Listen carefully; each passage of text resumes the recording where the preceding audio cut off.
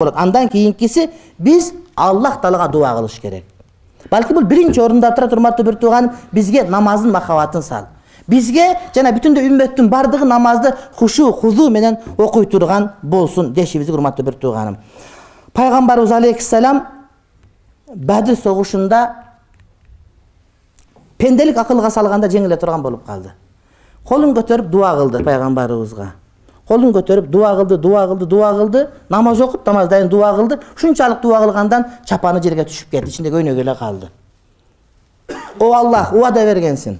Эгер ушул азыркы адамдардын баары жок болуп кетсе, анда жер бетинде азыр ушул убакта сага сыйынган бирөө жарым калбай калат. Анткени ошол Бадыр согуш чыккандар, ошолор гана мусулман ошол убактачы. Башка мусулман жок эле да.